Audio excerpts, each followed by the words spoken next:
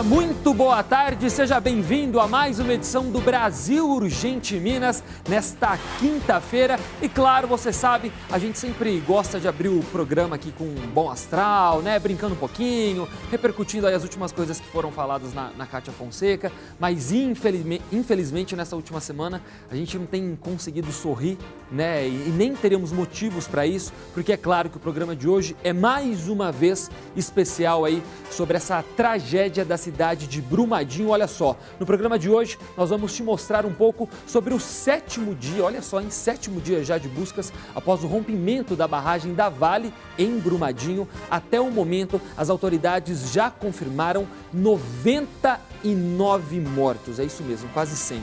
99 mortos, com 57 corpos identificados e 257 pessoas seguem desaparecidas. Lembrando que esses números aí, né, de 99 mortos foram atualizados ontem à tarde. A gente tem aí todos os dias o Corpo de Bombeiros, as autoridades já deixaram isso meio que determinado, né? Todos os dias são 2 coletivas de imprensa na cidade de Brumadinho, uma no comecinho da tarde e a outra no final do dia. Então esses dados, esse último número de mortos foi atualizado na tarde de ontem, já comecinho da noite, perto ali das 7 horas da noite. Então hoje no final do dia, nós teremos uma nova atualização e aí é claro que com mais de 100% de certeza a gente já pode afirmar que no 7º dia, depois dessa tragédia, nós já vamos passar aí dos 3 dígitos no número de mortos. 3 dígitos. Hoje nós vamos ter uma confirmação aí de mais de 100 pessoas mortas nessa tragédia de Brumadinho. Infelizmente. Olha só, a gente começa o programa, é claro, chamando a sua participação, né? A gente que está trazendo essa cobertura completa aqui sobre a cidade de Brumadinho, até a Band sendo elogiada aí nos jornais pela cobertura que vem fazendo, tanto aqui a emissora local quanto nacional. Então, ó, Bandzap aqui no canto da tela, 997727663, ainda especial de Brumadinho. Faço questão que você aí de casa participe com a gente, mande seu Bandzap dando a sua opinião, repercutindo junto com a gente essa tragédia que, repito, hoje nós vamos ter o registro que essa tragédia aí já passou os 100 mortos. E olha só, a gente vai abrir, né, a primeira reportagem aqui desse programa, é muito especial inclusive, porque desde sexta-feira, desde quando toda essa tragédia começou, a gente vem falando bastante sobre o trabalho do Corpo de Bombeiros na cidade de Brumadinho, né, para menos, né? É o pessoal aí, é a tropa de elite, né? O pessoal que está ali à frente, que está indo a campo, que está dando a vida, né? Está dando sangue, o suor para conseguir resgatar o maior número de vidas. E olha só, a repórter Vanessa Anício e o repórter cinematográfico Harrison Bauer mostram a dura rotina, esse trabalho impecável dos militares. Confira. A expressão abatida e a lama nos uniformes denunciam o cansaço depois de dias e dias trabalhados. Cerca de 600 bombeiros militares de Minas Gerais já passaram por Brumadinho nesta primeira semana de trabalhos. A gente tem um problema de saber aonde que nós vamos lançar essas equipes. E essas equipes, né, a gente precisa de ter esse planejamento, essa dificuldade de saber o que vai acontecer no dia seguinte. Ontem mesmo a gente tinha equipes lançadas em campo e essas equipes que estavam lançadas foram acometidas por uma chuva muito forte. Então toda a operação de resgate teve que parar para a retirada rápida das equipes. E isso requer um planejamento rápido, uma tomada de decisão muito acertada para que a gente não tenha nenhum problema de ter um militar machucado em campo. Aqui nesse ponto de apoio montado na região do Córrego do Feijão é possível ter uma ideia da bravura desses homens. As equipes estão aqui há 7 dias. A todo momento, helicópteros chegam e saem em busca de corpos. Um trabalho que teve horário para começar, mas não tem previsão para terminar. A esperança por encontrar sobreviventes diminui à medida que os dias passam. Mesmo assim, os bombeiros seguem trabalhando 10, 12 horas por dia na tentativa de devolver a essas famílias o mínimo de consolo, ao proporcionar um funeral digno às vítimas. A distância da família ela é muito difícil, mas eu tenho certeza que a nossa família ela entende que existem pessoas precisando muito mais da gente aqui do que lá. Ironicamente, em novembro do ano passado, todos os bombeiros militares que estão na cidade passaram por um treinamento rigoroso. Os nossos cursos voltados para áreas de desastre, todos os militares ficam 30 dias sem comunicação com a família, são submetidos a estresse físico e psicológico muito altos, então a gente já tem uma preparação muito grande. Em novembro do ano passado, ocorreu um curso exatamente voltado para essa área. Então, os militares que estão sendo empregados aqui, eles já vêm com a preparação muito grande. Mas, além do físico, o emocional também precisa ser trabalhado. Todos os militares, quando chegam, tomam remédio, então tem uma entrevista com a psicóloga, conversam com a médica, para depois serem empregados em campos. Um trabalho que está longe de chegar ao fim, mas segue sendo realizado com a mesma garra de sexta-feira, por profissionais que dedicam a vida a servir o próximo. Quando a pessoa entra para o Corpo de Bombeiros, ela entra por um ideal. A nossa obrigação aqui e a nossa missão é salvar todo tipo de vida. Literalmente, vocês são os amigos certos. Nas horas incertas, com certeza. Com certeza mesmo. Olha, gente, quando a gente fala desse trabalho que o Corpo de Bombeiros vem desenvolvendo, né? Os militares aqui de Minas Gerais estão recebendo reforços de outros estados, né? Até mesmo na questão de equipamentos, aeronaves. Mas olha, que matéria muito bacana, e eu vou repetir aqui, a gente vem falando desde sexta-feira sobre o trabalho desses caras, a gente vai continuar falando, porque tem que valorizar e muito o tanto que esses caras trabalham, né? Como eu disse, são eles que vão lá na área quente, na zona quente, como a gente chama, né? Dão o sangue. Esses caras, esses militares, eles vêm, gente, a gente tem que lembrar que são eles que enxergam essa tragédia, eles são os olhos dessa tragédia, né? Porque eles vão a campo e eles acabam vendo coisas que a gente nem é bom a gente ficar relatando aqui, mas a bravura deles, o tanto que eles vêm trabalhando, dá uma olhada nessa lama, nesse mar de lama, eles se rastejando, os militares não tem como andar nessa lama, e esses caras estão se rastejando o dia inteiro, por mais que eles saibam da dificuldade de conseguir achar uma vítima com vida, né, acabam lidando ali, como eu disse, com as piores cenas possíveis, estão trabalhando incessantemente e, como eles disseram ali desde sexta-feira, a garra deles não acaba, o gás não acaba. Hoje é quinta-feira, uma semana depois dessa tragédia, e eles trabalham no mesmo ritmo. As imagens deles saindo da lama, todos ali completamente sujos, tomando aqueles guichos ali né, com mangueira para limpar a sujeira, realmente é impressionante. Até vou aproveitar aqui para parabenizar todos os militares, e claro também o Tenente Pedro Aihara, né, que virou já quase uma celebridade no Brasil, né, para menos, é um cara extremamente competente, extremamente bem preparado e está fazendo um trabalho fantástico. A gente consegue sempre vir atualizando vocês, né, trazer novidades dessa tragédia justamente por causa dessas pessoas, né? Então fica aqui os meus parabéns de toda a nossa equipe da Band, tanto ao Tenente Pedro Aihara como todo o Corpo de Bombeiros, que, repito, vem realizando um trabalho simplesmente fantástico. E olha só, os agentes do Corpo de Bombeiros de Minas, São Paulo, Rio de Janeiro e Santa Catarina estão empenhados em vários turnos de trabalho para que o resgate dos corpos seja feito, né? Até porque esse pessoal são seres humanos, né? Os militares ainda são seres humanos, então eles precisam se dividir aí em turnos para dar conta de todo o recado. Vamos conferir então agora um resumo dos trabalhos que foram feitos até agora. As aeronaves voam baixo para que as equipes consigam identificar locais onde haja vestígios de corpos. Agentes a pé também estudam novos pontos. As coordenadas desses locais são passadas para as equipes, que fazem o planejamento das ações de resgate para o dia seguinte. No início, o rejeito está mais fluidificado, então é mais difícil para as equipes andarem. Porém, é mais fácil de cavar. À medida que o tempo vai passando, o rejeito ele começa a ficar mais solidificado, é mais fácil de deslocar. Porém, existe essa dificuldade de fazer a escavação. Nos primeiros dias dos resgates, os bombeiros precisavam rastejar para conseguir se deslocar sobre os rejeitos ainda muito úmidos. Os profissionais afundavam com facilidade entre os rejeitos. Agora o solo já está mais firme e isso permite o uso de equipamentos mais pesados, como retroescavadeiras. As aeronaves elas são muito importantes, que elas vão em baixa altitude, mapeando os corpos. Então, como que funciona? Quando um observador aéreo vê um corpo, ele sinaliza esse corpo e a gente manda rapidamente o que a gente chama de equipe de intervenção rápida. As escavações são feitas com muito cuidado, procurando preservar inclusive os corpos de qualquer imagem que possa ser mostrada, ainda que de forma acidental, pelas câmeras de TV. Os tapumes improvisados dão sigilo aos momentos mais delicados do resgate. É um costume, um hábito tanto das equipes do Corpo de Bombeiros Militar de Minas Gerais, quanto as equipes Israel, de quando nós encontramos o corpo, em respeito às crenças dos próprios bombeiros também, em respeito às vítimas, nós realizamos uma oração.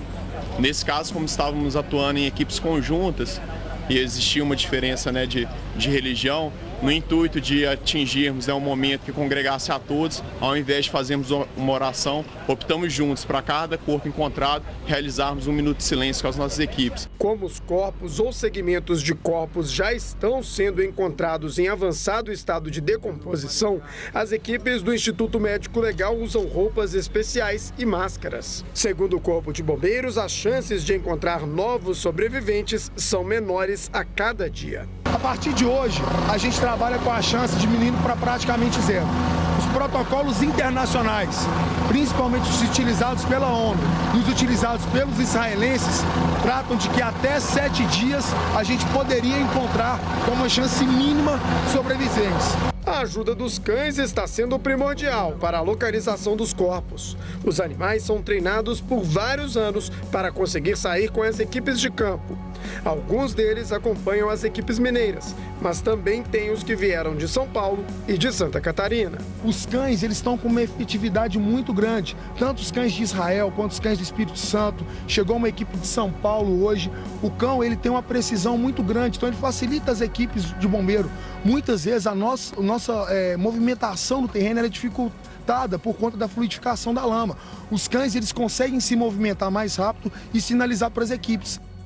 Eu parabenizava agora há pouco, o trabalho aí desses militares, quando a gente viu a outra reportagem, mas vocês viram que bacana, vocês ouviram aí o Tenente Pedro Aihara, que eu também comentei sobre ele agora há pouco, que os militares, olha só, eles vão a campo, nesse caso de Brumadinho, eles infelizmente já sabem o que vão encontrar lá, ou pelo menos o que estão procurando, eles têm dificuldade da questão do solo, Agora que estão conseguindo usar outros tipos de equipamentos, auxílio como a retroescavadeira, como eles falaram, o cheiro que já está no local, primeiro que esse rejeito de minério já tem um cheiro ruim, ele si próprio.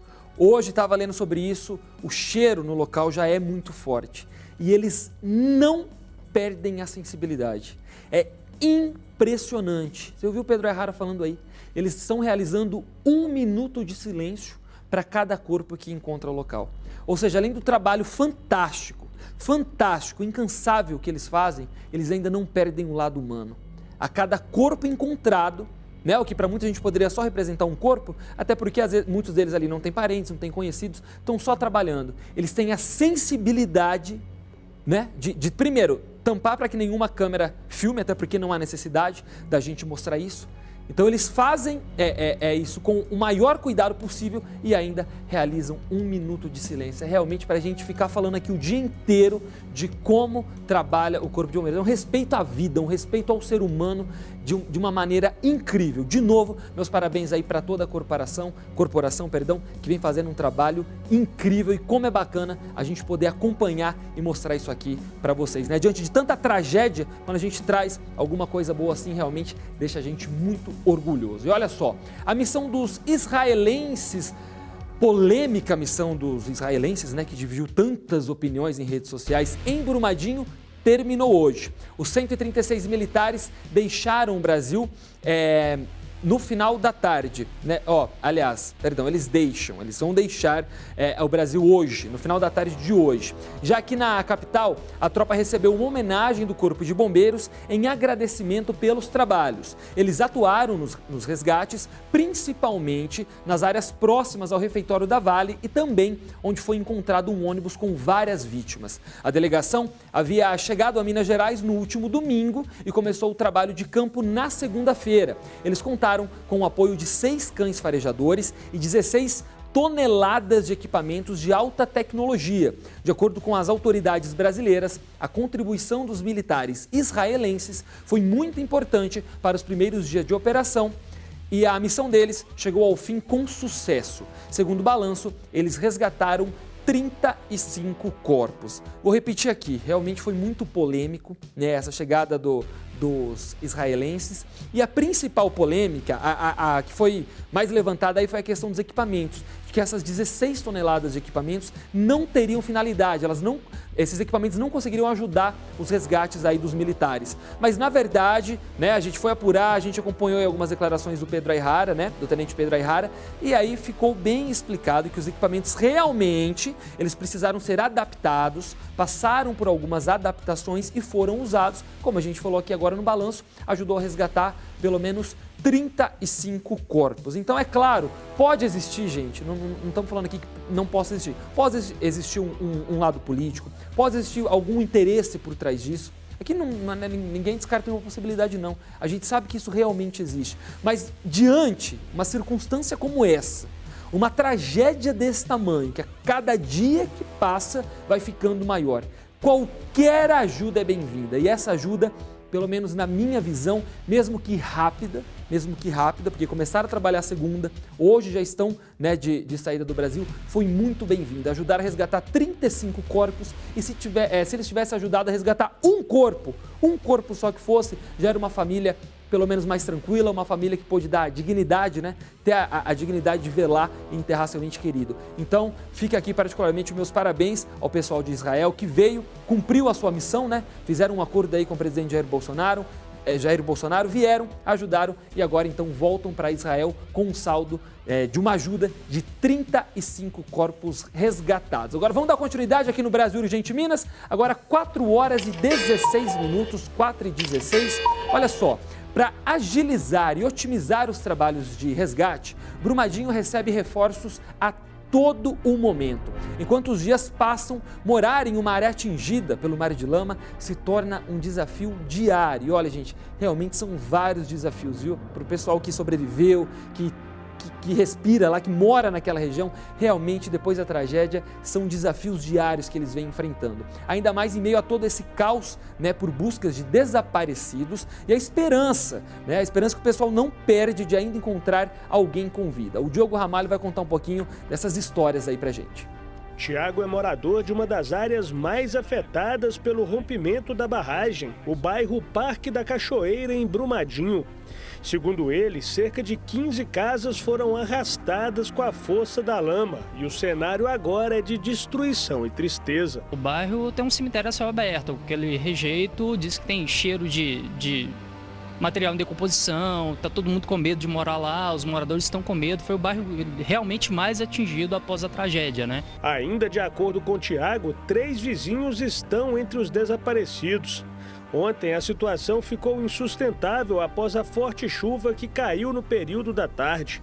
A casa dele, que não foi atingida pela lama, ficou sem energia elétrica. Com a esposa grávida, teve que deixar sua casa, ficando tudo para trás. A chuva foi muito forte, vários postes caíram, árvores caíram. E o bairro está em situação calamitosa, né? Brumadinho recebeu na manhã do 6º dia de buscas reforço de 400 policiais militares e durante a noite chegou um micro-ônibus com mais militares vindos do Rio de Janeiro. Dentro do micro-ônibus chegaram 4 paraquedistas e 21 brigadistas de incêndio. A informação é que trouxeram equipamento para tirar material pesado da lama. E olha, ainda falando, né, sobre essa questão dos sobreviventes, agora a repórter Wanda Sampaio vai mostrar pra gente aí algumas histórias de sobreviventes dessa tragédia de Brumadinho. Ô, Lincoln, enche a tela aqui, ó, vamos acompanhar a reportagem da Wanda Sampaio. Aos 7 anos, Sara já sabe o significado da palavra sobrevivência. Ela e a família moravam a 1 quilômetro da barragem. Agora, a menina sente falta das pequenas coisas que a enxurrada levou. Eu tenho saudade da minha cama, onde eu podia chamar de meu, da minha coberta, que eu também podia chamar de meu, dos meus brinquedos. Essa barragem destruiu seus sonhos, suas brincadeiras. E eu acho que ela destruiu, foi tudo. Vários desabrigados foram alojados em pousadas.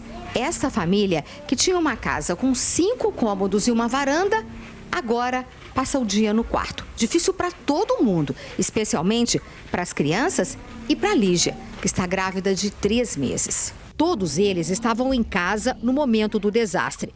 O estrondo da lama se aproximando e os gritos de socorro foram os únicos sinais de alerta para que fugissem dali. Nós foi andando depressa mesmo e sabe, aquele medo, aquela sensação de que aquele ia vir tudo em cima da gente, que a gente ia morrer. Amanda cuidava da enteada Miriam, de 21 anos, que precisa de cadeira de rodas.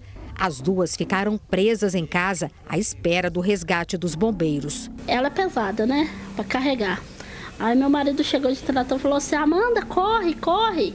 Corre que a barragem estourou. Aí o corpo de bombeiro já chegou com o carro e tirou nós. Quem passou por momentos de desespero, agora teme pelo futuro no córrego do Feijão. Eu não quero voltar para lá, não. Seu medo é o quê? De voltar a acontecer de novo, né? Seu Valdeci tinha se mudado havia 3 semanas. Ele sabia da proximidade da barragem, mas não imaginava os riscos que a família estava correndo. Culpa do povo da Vale. Se eles tivessem, né, ido lá e olhado o negócio direitinho, a segurança, não teria acontecido o que aconteceu. Olha, é difícil, viu? A gente assistiu uma reportagem que começa muito bem feita pela Wanda Sampaio. Vocês ouviram o que uma menina de 7 anos de idade, uma criança falou. Ela falou que sente falta da cama, né? Da coberta, que ela podia chamar dela, que era dela, sabia que aquilo pertencia a ela. E aí ela acha que a barragem, esse acidente, ou melhor dizendo, esse acidente não, né? Essa tragédia levou tudo. E é o que eu venho falando aqui há vários dias. A vida dessas pessoas, a vida desses sobreviventes, nunca mais vai ser a mesma. Imagina você, uma criança de 7 anos, ter a consciência do que está acontecendo. Uma menina de 7 anos ter vivenciado toda essa tragédia. As pessoas que tinham suas casas, pessoas que lutaram, trabalharam, ralaram muito uma vida inteira, pessoas que moraram ali a vida toda, hoje estão ali presas num quarto, como vocês viram, a família inteira. A mulher grávida de 3 meses. O que esse pessoal fica pensando dentro daquele quarto? Qual que é a expectativa de vida desse povo? Qual que é a expectativa de vida desse povo em saber que as pessoas que passaram a mesma coisa em Mariana não receberam uma indenização? E não é pela questão do dinheiro, é pela questão de ter sequência da vida dessas pessoas. Aquela parte de Brumadinho que foi destruída acabou. Aquilo ali acabou. Vai pelo menos 10, 15 anos para voltar a ser metade do que era. Metade do que era. Cadê os 100 mil reais da Vale? Já começaram a fazer os cadastros? Quem que vai... Ou é muito complexo os cadastros da Vale? Vão quantos dias para essas pessoas começarem a saber que vão receber esse dinheiro, vão ter essa certeza e vão poder começar a pensar em alguma coisa? Porque hoje, uma criança de 7 anos que vivenciou tudo isso aí, só consegue pensar que tudo acabou. Cara, dói o peito, dá dor no estômago, dá ânsia.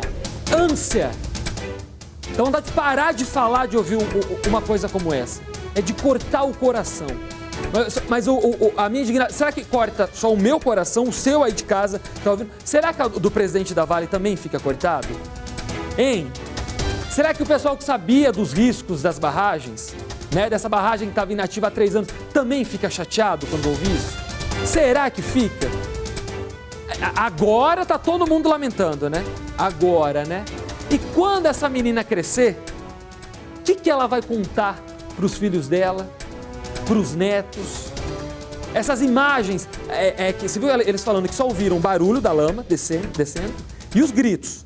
Esses foram os únicos alertas. E quando eles olharam e viram essa lama descendo, sabendo que aquilo ali poderia ser o fim, como foi para mais de 100 pessoas, por enquanto, né? Que a gente pode confirmar. E olha só, a Vale, escuta só isso, a Vale que tem feito a gente ficar com essa indignação, com essa dor no estômago que não corta, não passa, desde sexta-feira, eles fizeram a gente rir hoje. Porque hoje eu li uma piada na internet, mas eu li uma piada tão bacana que a Vale confirmou que as sirenes não foram acionadas por falta de tempo. Por causa do tempo que a barragem estourou e como foi tudo muito rápido, a lama desceu de uma maneira muito rápida, as sirenes não tiveram tempo de ser acionadas.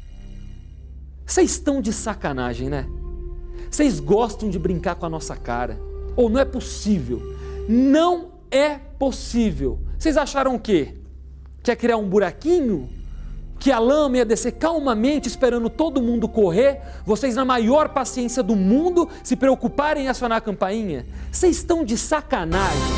Vocês acham que nós somos o quê? O quê? Me explica. Vocês acham que aquelas pessoas que nós mostramos dentro de um quarto, hoje, de uma casa, são o quê? Eu vou repetir, se a vida dessas pessoas vale alguma coisa, não é possível que a galera do alto escalão não vai ser preso. Quando um responsável da Vale dá uma declaração como essa, só falta o nariz de palhaço na nossa cara. É a única coisa que falta. Eu nunca imaginei que eles fossem capazes, que eles teriam a coragem de dar uma declaração como essa. Pelo amor de Deus, gente. Se a sirene é o único meio, talvez o principal meio de alertar esse povo que a barragem estourou, como que eles precisam de mais tempo? Inclusive eu vi que acho que a BBC Brasil, se não me engano, fez o questionamento, perguntou para eles se existe essa questão de tempo mesmo, se automaticamente, se não tem que ter um sistema que automaticamente, quando uma barragem se rompe, já tem que tocar. Eles não responderam. E não vão responder porque é lógico e óbvio que precisa. Lógico e óbvio. Vamos combinar o seguinte. Não sei se vocês estão acompanhando a gente, porque eu tenho certeza que vocês devem estar muito ocupados agora, né? Estão tendo muito trabalho agora. Mas quando for falar, tanta merda me fala. Tem tanta coisa que vocês não responderam? Tanta coisa vocês estão deixando para responder depois? Aliás, essa marca deixou tanta coisa sem responder de Mariana para cá. Vocês vão deixar tanta coisa daqui para frente sem responder? Não fala umas coisas dessa, não. Porque nós somos obrigados a falar essa resposta de vocês para o povo de casa, para a galera que está acompanhando a gente, que quer esclarecimentos. Nós somos obrigados nós somos obrigados a falar uma coisa como essa. Pelo amor de Deus, você aí de casa, coloque a mão na sua consciência, imagine os caras responsáveis por pela barragem responderem para a imprensa que a sirene não acionou por falta de tempo. Vocês estão de muita palhaçada. O que tinha que fazer? Bom esse questionamento. O que tinha que fazer? Alguém tinha que visualizar, apertar um botão, andar 5 km de carro para achar o sistema de acionamento. Isso tem que ser automático, gente. Pelo amor de Deus, minha ficha até caiu aqui no chão. Isso tem que ser automático. Nós estamos falando do principal sistema. É a única maneira de avisar esse pessoal para eles correrem, fugirem, largar todos os seus bens e salvar a própria vida. A vida da sua filha, dessa menina de 7 anos que a gente viu agora há pouco. Pelo menos para esse pessoal tentar salvar as suas vidas. E aí vocês vêm e falam para a imprensa que não acionou por falta de tempo, por causa da velocidade da lama. Vocês estão de muita sacanagem com a nossa cara.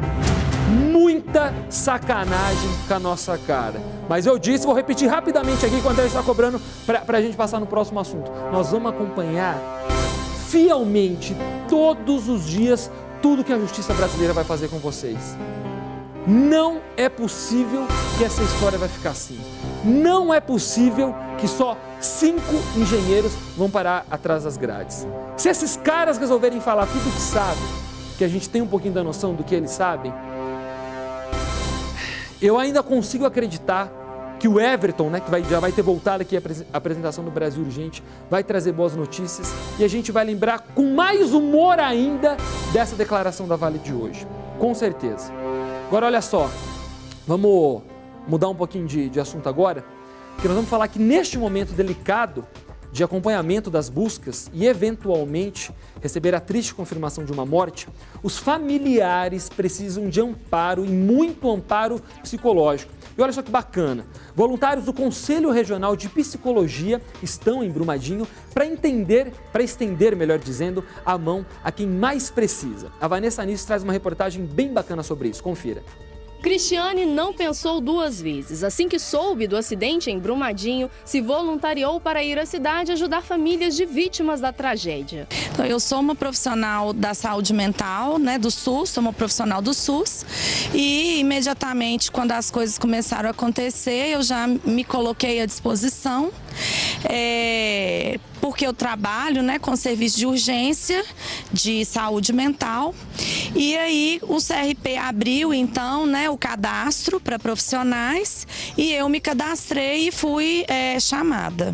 Uma palavra de conforto, um abraço. Nessas horas de dor e desespero, todo o apoio é bem-vindo. O Conselho Regional de Psicologia organiza uma frente de trabalho para ampliar a atuação destes psicólogos voluntários em Brumadinho.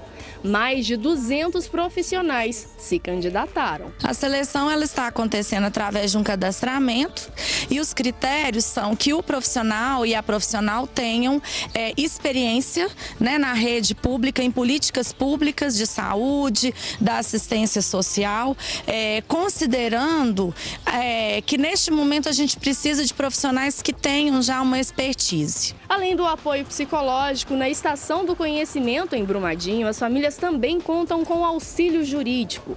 A Defensoria Pública da União instalou estandes para orientar a população. Hoje, principalmente, se inicia de forma definitiva uma segunda etapa nesse nosso atendimento presencial aqui, que é quando a Vale começa a receber as pessoas e os documentos, além da conta bancária, para começar a efetuar o pagamento da prometida doação de R$100 mil para quem tiver ou um ente desaparecido ou já reconhecido e reconhecido a sua morte. A gente recebeu já informações de pessoas que têm disputas dentro do núcleo familiar, pessoas que têm 2 núcleos familiares. Então, qual é o nosso papel aqui? Resolver a situação antes que isso desague em brigas judiciais, antes que isso desague num pagamento equivocado para quem não deveria estar levantando esse valor. Ideraldo e Márcia vieram ao posto da Defensoria Pública esclarecer dúvidas para um amigo que perdeu a filha no acidente. O atendimento agradou o casal.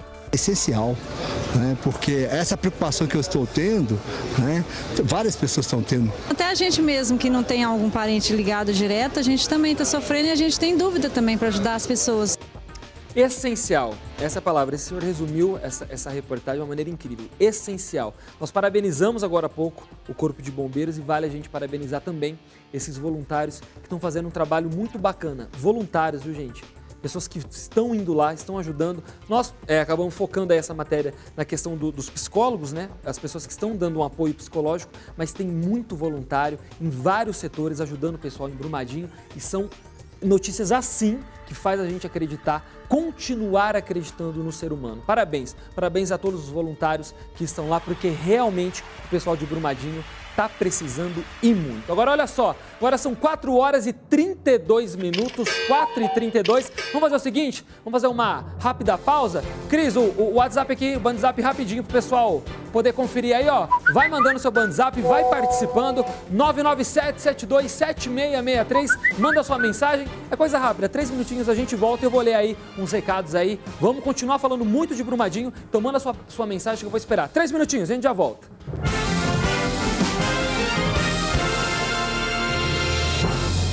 Muito bem, estamos de volta com o Brasil Urgente Minas na tarde desta quinta-feira, hoje aí completando já 7 dias dessa tragédia de Brumadinho. Agora há pouco, antes do intervalo, estava pedindo participação, pessoal mandando aí bastante mensagens, continue participando com a gente aqui no WhatsApp. Às vezes a gente não lê tudo, ou às vezes acaba passando alguns programas sem ler nada no ar, mas é por causa da quantidade de notícias. Mas olha, para que a gente saia aqui, eu, André Salles, a gente lê todas as participações, então continue participando. Muita gente indignada com o que aconteceu em Brumadinho, então continue enviando as mensagens, que como eu disse, nós vamos conferir aí uma por uma. Agora olha só, um vídeo gravado por um operário que trabalhava na mina do córrego do Feijão em Brumadinho mostra o momento em que ele e outros funcionários fogem do local. Olha só, as imagens são do momento em que a barragem rompe, surpreendendo a todos. É possível ver ali no vídeo, ó, a gente vai ver uma grande nuvem de fumaça saindo ali ao fundo, ó, quer ver, ó? Esse é o vídeo, então, do momento a barragem tinha acabado de romper. Esse vídeo foi feito por um dos funcionários. Esse vídeo é na portaria da empresa, tá? Olha só, a gente já começa a ver ó, o pessoal correndo, já começa a bater o desespero, começando a entender o que estava acontecendo, porque até, olha lá, a nuvem de fumaça que eu falei apareceu agora ali atrás, olha só. E você de casa, escuta só o barulho do vídeo, olha só. Então, repetindo, esse vídeo foi feito aí por um funcionário da Vale exatamente quando a barragem se rompeu, exatamente. E ele nem estava tão próximo ao local, né? Ele estava na portaria e acabou registrando aí o vídeo. Nossa, dá pra gente ver, olha. Caiu tudo. O que é isso? O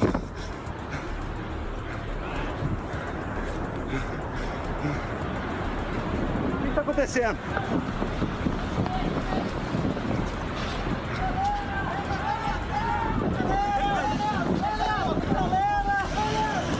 Calma aí, aconteceu!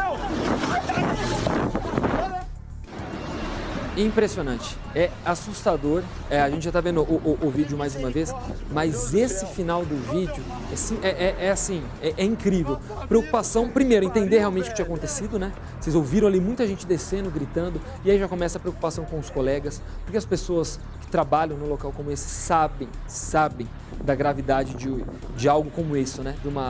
De um rompimento de uma barragem como essa. Então, realmente, quando a gente vê um vídeo desse, esse vídeo foi divulgado ontem, finalzinho da tarde, mostra aí os primeiros momentos do início dessa tragédia. Realmente, acho que não tem outra palavra a não ser assustador. Simplesmente assustador o que esse pessoal, esses funcionários da Vale passaram aí na cidade de Brumadinho. O governo recomendou o início imediato da fiscalização em mais de 3 mil barragens classificadas como de alto risco, 200 operadas aí por mineradoras. A estrutura que se rompeu semana passada em Brumadinho usava uma técnica de construção que é considerada ultrapassada por especialistas. O grande Rodrigo Hidalgo fez uma matéria completa e vai explicar agora pra gente. Essa família não vive sossegada, mora numa casa abaixo do nível de uma barragem em Igarapé, na região metropolitana de Belo Horizonte. Eu saio de casa cedo para trabalhar, não sei se eu vou chegar, minha esposa tá aí, minha casa, difícil, pô. Não sei o que fazer. Fica essa angústia, né? Fica bravo demais, né? Como é que vai fazer? Uma verdadeira bomba relógio que também tira o sono de Elisângela. Você dorme, deita, mas fica naquela preocupação, acorda de madrugada. Tem pessoas que não conseguem nem dormir, principalmente aqueles que moram bem mais lá pro fundo, no pezinho da serra. A barragem da mina Tico-Tico da empresa MMX usa a mesma técnica obsoleta e arriscada que a Vale mantinha para armazenar rejeitos da exploração de minério em Mariana e Brumadinho. Foi construída pelo método chamado alteamento a montante, que acumula rejeitos de anos de mineração. Só em Minas Gerais ainda existem 53 barragens feitas com essa técnica. Nela, o depósito de rejeitos permite que o dique inicial seja ampliado para cima quando o reservatório fica cheio. Repare que a parte sólida e mais pesada da lama se concentra de um lado e a água do outro. Os degraus vão sendo acrescentados sobre a parte sólida à medida que novos diques de contenção são construídos. Um método mais barato porque consome menos material e ocupa menos espaço, mas que oferece um risco bem maior. A outra técnica considerada mais segura e adotada em boa parte do mundo é o alteamento por jusante. Quando o limite é alcançado nesse tipo de barragem, os novos diques de contenção são erguidos do lado de fora dos reservatórios. A construção ocupa mais espaço, gasta mais material e, consequentemente, é mais cara. Porém, como a base é formada por terra sólida e não rejeitos, é muito mais segura. Temos uma situação no Chile, um terremoto de 9 graus na escala Richter, uma barragem de rejeitos construída com método de alteamento a jusante aguentou tranquilamente esse tremor de terra. Então isso mostra que as barragens elas são seguras. E a barragem a montante, como é a barragem de Brumadinho, que cresce acima do rejeito, isso sim, esse método é muito perigoso. O rejeito, como a gente viu, o rompimento da barragem é uma lama. É como se você construísse uma casa sobre a lama. Seu Geraldo, que planta couve-flor e berinjela em Igarapé, sabe bem como é morar perto de uma barragem dessas. Ele lembra que a cidade passou por um grande susto na década de 90, quando a represa se rompeu pela última vez. Que levou tudo que abaixo aqui. Plantação, criação. Animais, né, morreram. O curral do proprietário aqui mesmo foi tudo embora. A preocupação dos moradores se justifica. Segundo especialistas, aquela barragem está em uma área de alto risco. São pelo menos 1.000 famílias que poderiam ser atingidas em caso de ruptura. A área da mineradora precisa passar urgentemente por um processo de inspeção. O passo seguinte é a retirada de todo o rejeito, o reprocessamento do material para armazená-lo em uma área segura e, por fim, recuperar o meio ambiente na região. Isso se chama descomissionamento, ou seja, a eliminação das barragens desse tipo, que também possui 2 métodos mais comuns. O mais barato é o aterro, que consiste em cobrir a barragem de rejeitos com terra e reflorestar a área. No outro, mais caro, os resíduos são drenados e enviados para uma espécie de reciclagem. Então os diques são desmontados e a área reflorestada. Ontem, a diretoria da Vale anunciou que vai acabar com as operações de barragens feitas pelo método de alteamento a montante. O desmonte de 10 estruturas iguais às de Brumadinho, todas em Minas, vai demorar até 3 anos. Neste período, a extração de minério de ferro, que hoje é feita a seco nesses locais, será paralisada, o que deve reduzir em 10% a produção da empresa. Para a promotora do meio ambiente de Minas, medida que deveria ter sido tomada há muito tempo pela empresa. Então, por que não se utilizar tecnologias a seco? O que impede isso? Porque são mais caras. Mais uma vez, o fator econômico aí impedindo o desenvolvimento da legislação e da regulação ambiental nessa questão. Então, há várias questões aí que podem ser imediatamente solucionadas por meio de um marco regulatório mais moderno e melhor, tanto no licenciamento ambiental quanto em relação às barragens especificamente. Hoje, depois de mais de 2 anos do pedido feito pela promotoria, a Justiça Mineira proibiu o licenciamento de barragens de mineração que utilizam tecnologia de alteamento a montante. E nesta quarta-feira, o Ministério do Desenvolvimento Regional publicou no Diário Oficial a recomendação para a fiscalização imediata e in loco de todas as barragens do país classificadas como de alto risco. São ao todo 3.386 estruturas, seja de hidrelétricas, de mineração e indústria ou para contenção de água. Tá aí, então, a matéria do Rodrigo Hidalgo, e a gente ouve os representantes da Vale falando, né, que agora eles vão, então, terminar com essas barragens, com esse tipo de barragem, né? Mas que bom que nós só precisamos de 2 desastres, o maior ambiental do Brasil e um com maior número de mortes. Então você vê que para a Vale realmente o meio ambiente e as pessoas têm muita importância. Só precisamos de 2 tragédias, 2 desastres para agora. Eles vão fazer aí os atores, a tecnologia e tal, se conscientizaram agora e vão acabar com as barragens. Precisou de pouca coisa, né? E olha só, agora 4 horas e 45 minutos. Mais uma rápida pausa aqui no Brasil Urgente Minas e daqui a pouco a gente volta então com mais informações sobre essa tragédia em Brumadinho.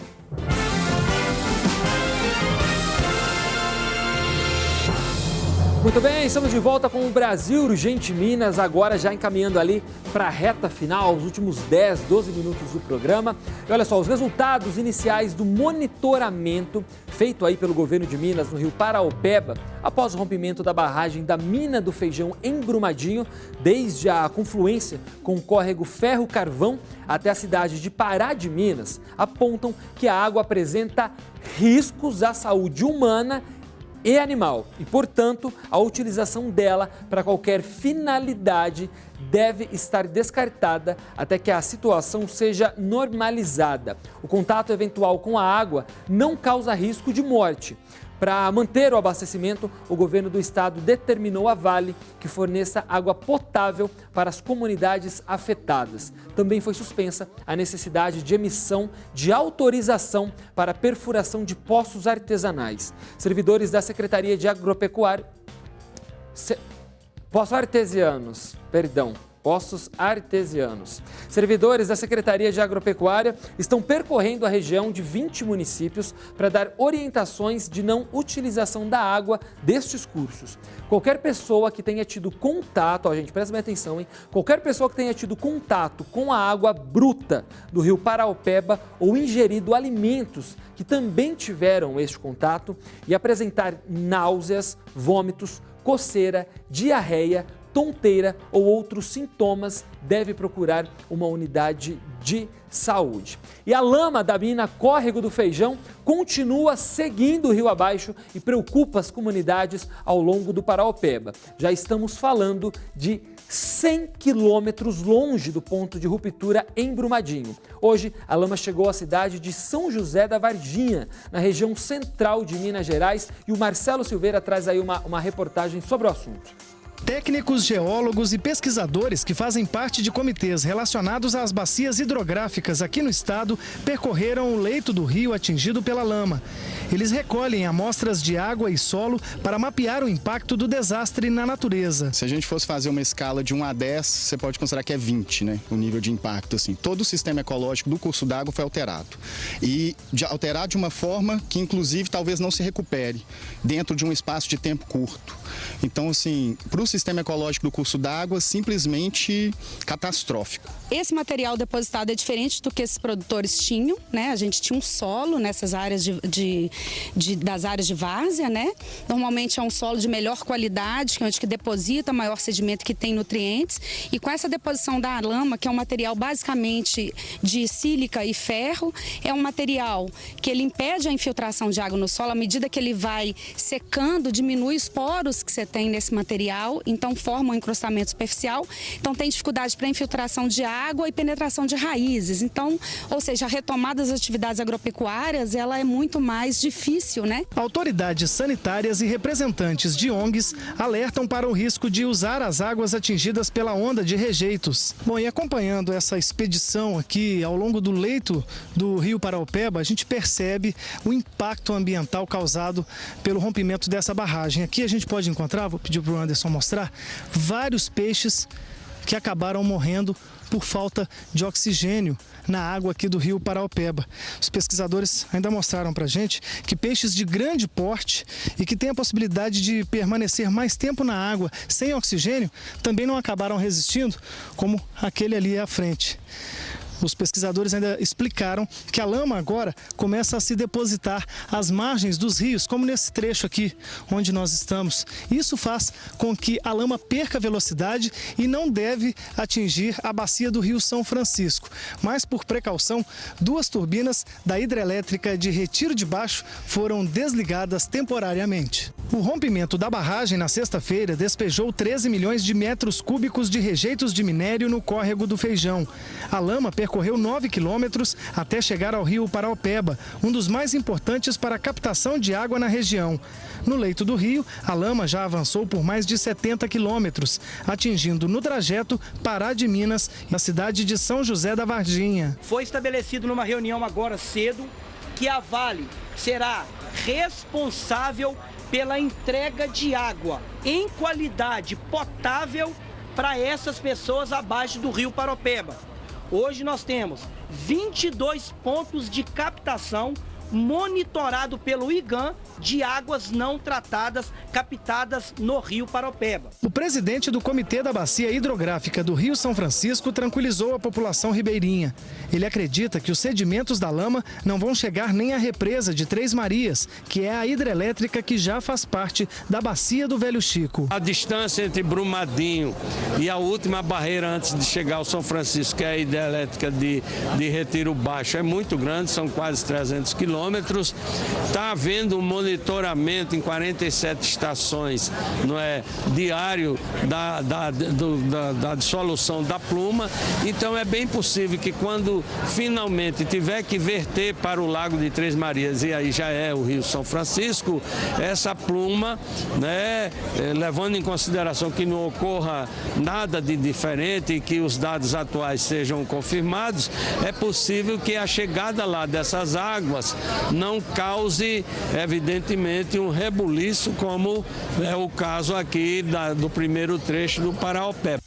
Tá, então, vocês acompanharam a reportagem do Marcelo Silveira, até parabenizar o Marcelo, todo o pessoal empenhado aí nessa cobertura aqui pela Band. Já mostramos os problemas causados aí por essa tragédia da parte humana, já mostramos o trabalho do Corpo de Bombeiros, já mostramos a situação de Brumadinho, a situação do meio ambiente, do Rio Paraopeba, enfim, realmente muito orgulho de estar fazendo parte dessa equipe aqui da Band, que está levando aí uma cobertura completa para vocês sobre tudo dessa tragédia aqui de Brumadinho. Inclusive, nós estamos mostrando, nós vamos falar um pouquinho agora da parte que eu mais adoro de falar. Se eu pudesse, ficaria o programa inteiro falando sobre as punições que a Vale tem recebido. A Justiça do Trabalho bloqueou mais 800 milhões de reais da Vale, a pedido do Ministério Público do Trabalho, para garantir pagamento aos trabalhadores e suas famílias que foram vítimas do rompimento da barragem em Brumadinho. Com esse novo bloqueio, a conta, escuta só, a soma já chega a 1 bilhão e 600 milhões de reais. A Justiça também exige que a Vale libere, sem burocracia, os valores relativos ao seguro de vida dos empregados diretos e terceirizados, cujos corpos tenham sido ou venham a ser encontrados. E ainda não há uma data definida para o início das aulas nos locais atingidos pela lama em Brumadinho, região metropolitana aqui de BH. De acordo com a Secretaria Municipal de Educação, as aulas que estavam marcadas para ter início no dia 4 de fevereiro foram adiadas e não há uma previsão para uma nova data. Um dos motivos é que há uma barreira de lama que liga a região atingida à parte urbana da cidade, que impede aí com que os alunos consigam chegar à escola. Então, como a gente estava falando, olha aí o tanto de problema, né? Até as aulas precisaram ser suspensas. E olha só, rapidamente, uma última notícia, porque começou hoje o cadastramento de familiares dos mortos e desaparecidos na tragédia de Brumadinho para receber uma ajuda de custo extrajudicial da mineradora Vale, que é responsável pelo rompimento da barragem na última sexta-feira. Familiares vão receber R$100 mil, que eu já cobrei aqui hoje, por cada pessoa desaparecida ou morta. O cadastramento será feito na estação Conhecimento de Brumadinho e em um segundo ponto localizado no Centro Comunitário Feijão. O dinheiro será depositado em até 3 dias após o cadastramento e análise da documentação, que inclui aí identidade, CPF, comprovação de grau de parentesco e conta bancária. Apenas um representante de cada família pode fazer parte dos bancos de dados com prioridade, dependendo aí do grau de parentesco.